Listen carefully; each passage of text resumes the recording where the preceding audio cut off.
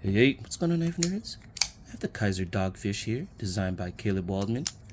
I'm going to do a quick disassembly, a reassembly video. I'm going to get a closer look at this new version. This guy is Micarta with NitroV reversible pocket clip. Check that out. The first version was in aluminum and 154 cm, but not a reversible pocket clip. So already I find this one much better. I do prefer this micarta scale compared to the aluminum one because I feel like I can do a bit more. I'm not worried about chipping the aluminum, the coating. Yeah, this guy I think I'm gonna like more than the first version. All right, so T8s all around except for the pocket clip. I want to show you guys this clip. It's a little different. So T6s, but the screw holes are recessed just like that. So if you were to swap sides, you bring these T8 screws over here and it's flush. No cutout for the clip, but I think I like that because it's not like an eyesore for either side if you were to swap. T8s, while the clip screws are T6s. Neat. But I'm gonna swap those that clip out with the contoured one later. I'm gonna check it out. I'm gonna use this guy. What do you guys think? I like that color scheme. Or should I go black? Well, I'm gonna go with this one first. Anyways, let's get this guy apart. I gotta go to work soon. So T8s, now that I got the T6 clip screws off, I'm just gonna start with, yeah, whatever. I'll start with the button side. Yeah, I like that. I kind of like the no recessed because really clean, still allows you to swap clips. Yeah, I like this idea. I'm assuming this is the traditional Kizer button lock like before. I don't think anything's different. So what I'm gonna do is I like to turn it so then the spring or the mechanism itself kind of locks the blade in. If I leave it straight like that, the plunge will want to push the blade out. So doing like this, it kind of locks it in place. Watch. There's no pressure going up. You see that? If I turn it this way, ooh, I almost lost this coupling. I'll show you guys. If I were to turn the blade straight, yep, see, there you go. This will want to release and push it forward. So I like to turn to the side, kind of keeps the blade from moving while I can show you guys everything else. So here's the scale. Liners are in set, which is awesome. Sucks for anybody who wants to mod or make new scales. Makes it a bit more difficult. All right, get that liner. There you go. Don't forget. Later, when you put this back together, this guy goes in between the scale and the liner. Okay, so let's put that to the side. Let's address the blade. I'm going to push the button down, kind of guide it off so it doesn't pop it off.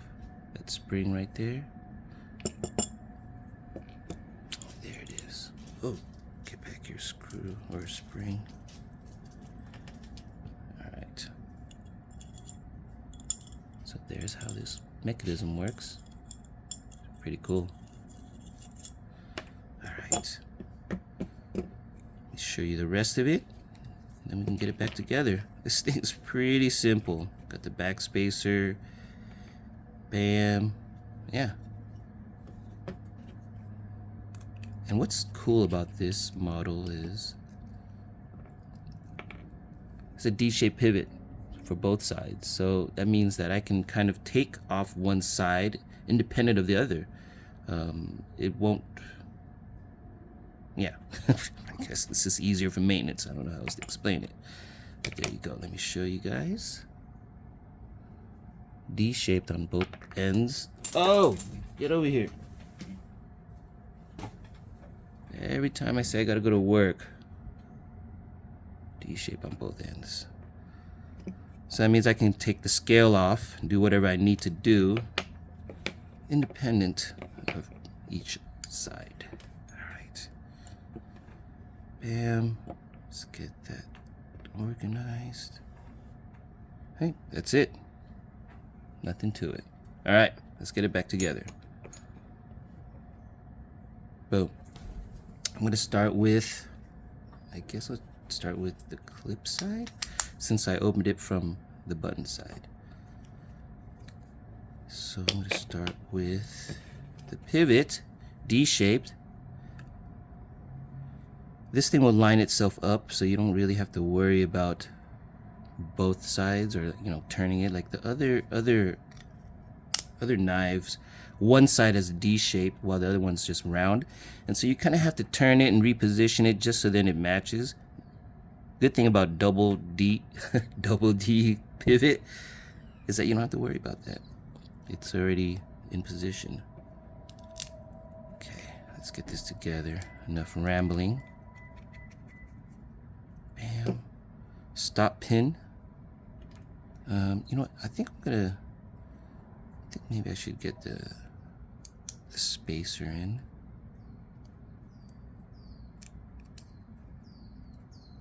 There we go. This takes a clip screw. I think I'm just gonna leave it like that. It doesn't feel like it's gonna fall out, so I'm gonna leave it like that to get the stop pin in.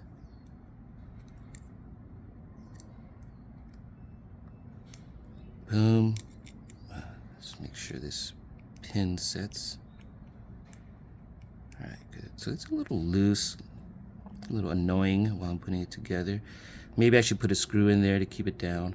We'll see. If it keeps flopping out, then I will. Bam. Bearing. Then I like to put the spring in first. From here, just position the plunge. Should I zoom up for you guys? Alright. I just kind of put it right on top of the spring. Good. Stand straight for me. There we go. Just kind of put it right over the spring. And then I like to hold down so then it's right above the spring, and then I can kind of wiggle everything in place. All right, let me show you guys again. So there's a spring, there's the plunge, and I like to just kind of go right on top, and I focus on the spring and the plunge first, and then I reposition it over the pivot, turn it, put on my bearing. Next would be the liner. Easy peasy. The housing or the coupling for the blade. So I'm keeping pressure. All right, so what I like to do before I close everything is check the movement, because I could actually put this thing back together without realizing that the spring may have, you know, moved out of place or whatever, and it kind of seizes up and I can't even depress the spring or whatnot, or the plunge. Oh, so everything's in place. So what's next? Let's get the scale on. Oh yeah, I want to turn it to the side so then there's no pressure lifting up the liner, or at least less pressure. Bam. Good. Get the pivot on, and hey, we're home free. Here you go. Centered. Alright, so let's get this body screw on. Oh yeah, pay attention.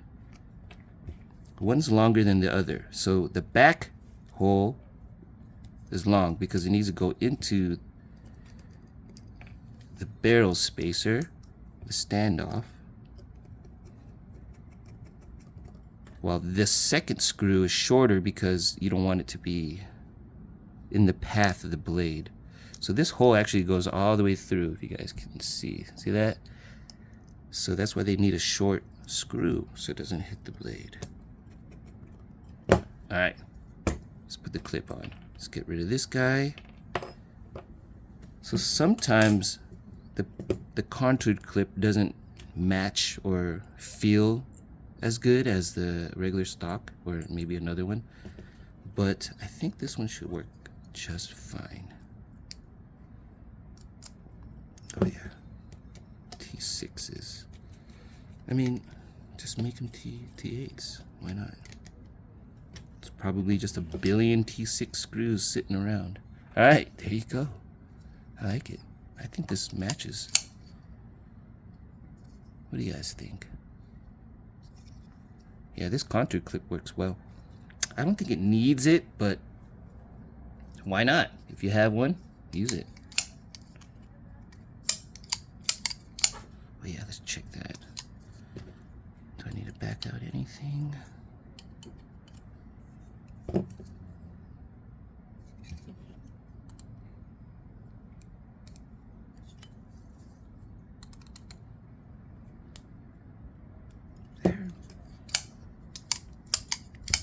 Yep,